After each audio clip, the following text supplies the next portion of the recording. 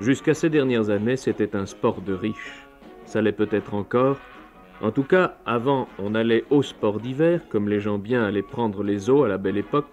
Maintenant, on fait du ski. Les stations d'altitude poussent comme des champignons. Le prix du mètre carré d'alpage grimpe plus vite que celui de l'entrecôte qu'on y cultive sur pied en été, et les embouteillages sur les pistes ne doivent rien à ceux des routes du week-end.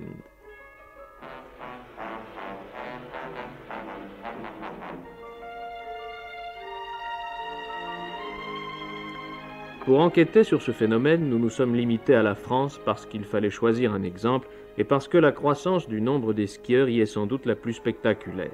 Au moins 1 million de personnes sur les skis cette saison, ce n'est encore que la 25e partie des Français prenant des vacances, mais ça fait du monde au pied des remontées mécaniques, car chacun n'a pas encore son remonte-pente personnel. Les remontées mécaniques, au siècle du loisir mécanisé, c'est sans doute ce qui a fait le plus pour la popularité du ski avec la télévision en direct dans les grandes épreuves alpines. Dans certaines stations au jour d'affluence, les citadins habitués à faire la queue partout peuvent enfin ne plus se sentir dépaysés. Bref, le nombre des skieurs augmente, mais qui trouve-t-on dans les stations de sport d'hiver? En fait, ça dépend des endroits. Il y a les stations à Rolls, à Starlet et à Playboy, et il y a les autres. Les statistiques sont bien sûr difficiles à établir, d'autant que de plus en plus, à la clientèle des hôtels vient s'ajouter celle des chalets et des appartements meublés ou non. On peut dire en gros qu'en France, il y a de 10 à 20% de skieurs en plus chaque année, mais sur toute cette masse, le pourcentage de ce qu'on pourrait appeler les petits salariés ne représenterait que 10%, ou pour parler plus clair, 90% des skieurs appartiendraient à la moitié la plus fortunée de la population.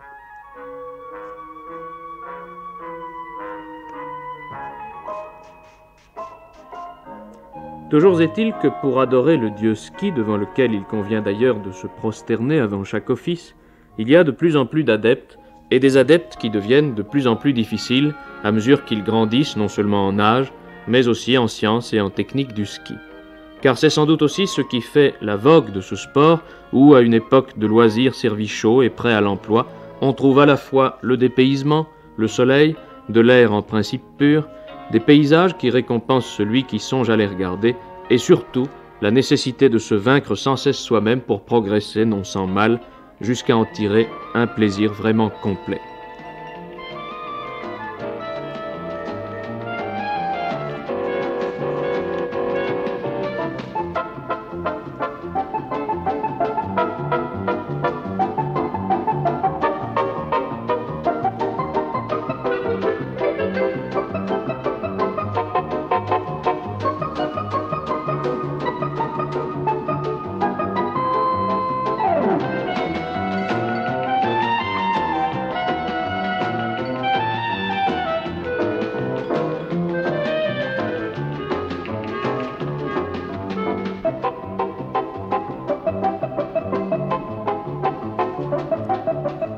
Tout le monde vous le dira, le ski est un sport enrichissant.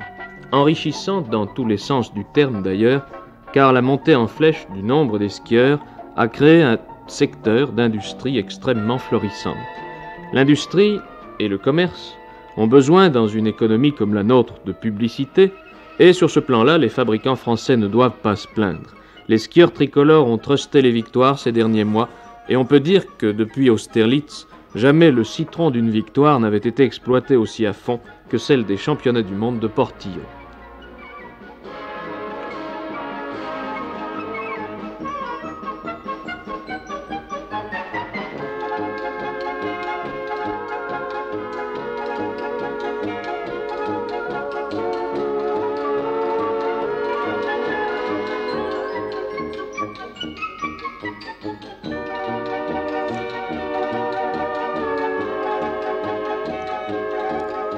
Oui, le skieur est une denrée qui rapporte, et ça ne fait que commencer. Du moins si la conjoncture actuelle se poursuit, et là il y a quelques inquiétudes, car il paraît que la saison actuelle n'a pas tenu les promesses de la précédente. On a mis en place tout un réseau économique dont le chiffre d'affaires s'exprime en milliards de francs belges. Un skieur ne doit pas seulement se loger, se nourrir et se distraire, il doit aussi se transporter en haut des pentes et surtout s'équiper. Ce qui veut dire de bas en haut, ski, fixation de sécurité, chaussures, fuseaux, chandail, anorak, lunettes, gants et bâtons pour ne parler que de l'essentiel. Ce qui veut dire aussi budget important pour celui qui prend des vacances d'hiver avec toute sa famille. Sur ce plan, nous vous le disions, la démocratisation est assez lente, malgré les efforts encore sporadiques des pouvoirs publics. Classes de neige, groupements de jeunesse et quelques nouvelles stations de tourisme social encore en chantier, et ceux d'organisations privées comme les clubs de vacances qui ont créé la formule du forfait tout compris. Pourtant, le processus est engagé et il est sans doute irréversible. Il y a encore, en France et ailleurs, un énorme domaine skiable à exploiter, un gisement, comme disent les promoteurs qui parlent volontiers en termes de mania du pétrole. Après tout, la spéculation sur l'or noir n'empêche pas les moins fortunés de rouler en voiture, l'or blanc devrait suivre le même chemin. Dans les palaces de Courchevel ou de Megève, la journée, ski compris, peut aller chercher facilement entre 800 et 1500 francs belges par jour, mais il y a d'autres possibilités et on peut aussi skier pour 3 à 500 francs par jour. Ce sont surtout les nouvelles stations qui sont chères car elles ont un énorme équipement à amortir.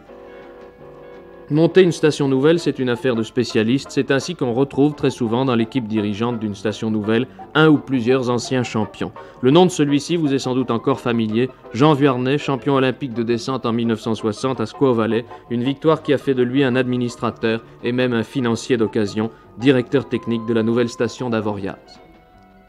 Tous les gens qui investissent ici dedans, c'est tout de même avec l'arrière-pensée que ça rapporte, je présume. Oh, mais c'est évident, sinon ce serait impossible de faire... sinon ce serait la station des milliardaires où on se retrouverait à une dizaine. Oui, mais entendons-nous, quand je dis ça rapporte, ça veut dire précisément que on ne fait pas ou peu, et à ma connaissance on n'en fait guère, d'investissement qui rendrait vraiment démocratique le ski. Écoutez... parce que justement il faut que ça rapporte. Si, parce que non pas de façon directe. En réalité, l'investissement nouveau est forcément axé sur une couche de clientèle qui a des possibilités. Effectivement, les énormes investissements qui se font de façon très rapide dans une nouvelle station, en altitude en général, ne peuvent pas être comparés à ceux qui existent dans une station type ancien village où toutes les installations sont pratiquement amorties depuis parfois 15, 20 ans, 25 ans. Oui, mais ça ne fait pas baisser les prix. Si ce qui se passe, je crois, c'est que la démocratisation se fait par ricochet, c'est-à-dire que les couches de clientèle qui peuvent se payer les sports d'hiver plus chers, plus modernes, vont dans les nouvelles stations, et moyennant quoi, les autres stations qui continuent à grossir d'ailleurs deviennent plus démocratiques et ont des prix qui sont quand même plus abordables. Il y a un tas de villages qui s'organisent dès le départ pour avoir une clientèle qui n'est pas particulièrement très argentée, mais qui préserve la vie locale. Car il y a beaucoup de villages qui sont probablement très bien situés pour le tourisme d'hiver et qui malheureusement n'ont plus de ressources normales de vie en montagne. Et ces villages seraient condamnés à disparaître s'ils n'avaient pas la possibilité d'installer des maisons familiales, des groupements qui viennent, qui sont bien sûr des gens qui ne dépensent pas beaucoup d'argent, mais qui néanmoins font vivre les gens du pays. Est-ce que ça veut dire que la création des nouvelles stations fixe dans la montagne des gens qui l'auraient quitté autrement par exode rural ou par exode vers les grands centres industriels, etc. C'est absolument certain. On a même assisté à cet exode, puis au retour de l'exode. Oui, des gens qui étaient partis à la ville et qui sont revenus pour s'engager dans les stations. Ouais, ils ont eu l'impression qu'ils allaient pouvoir revivre chez eux et ils sont revenus. Ils sont même revenus en force et les projets d'équipement s'échafaudent à bonne cadence. 10 minutes après ces propos élevés, Vuarnet était redescendu pour discuter avec des moniteurs de ski suisses l'établissement de remontées mécaniques nouvelles qui permettront de skier par-dessus la frontière en passant d'une vallée à l'autre. Départ même de Morzine, Avoria, Chavanette, passer, une fois qu'on aura l'équipement par-dessus le col de Chavanette, il y a une petite promenade de 400 mètres pour venir prendre ces sièges et puis rejoindre votre télécabine.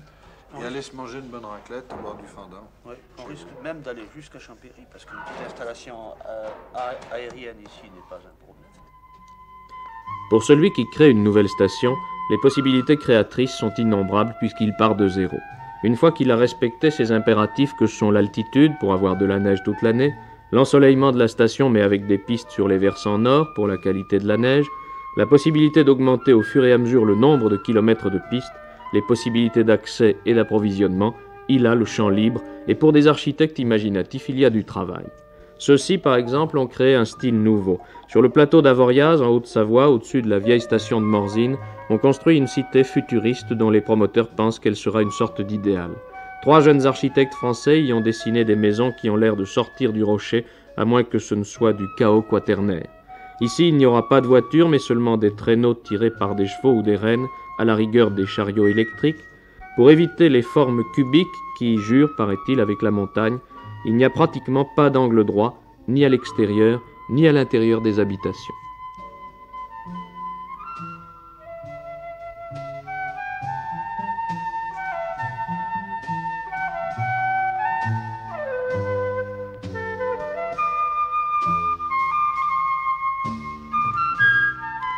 C'est un projet considérable qui a évidemment demandé des capitaux non moins considérables. Pour construire, même si c'est pour vendre après, il faut beaucoup d'argent, surtout quand on a de l'ambition. Seuls les grands groupes financiers sont armés pour investir d'aussi gros capitaux, et c'est pourquoi derrière toutes les nouvelles stations qui se créent, on trouve les grands noms du capitalisme moderne. Souvent, cela dépasse les frontières, et ici, par exemple, ce sont des financiers belges et suisses qui ont fourni une grande partie des fonds investis.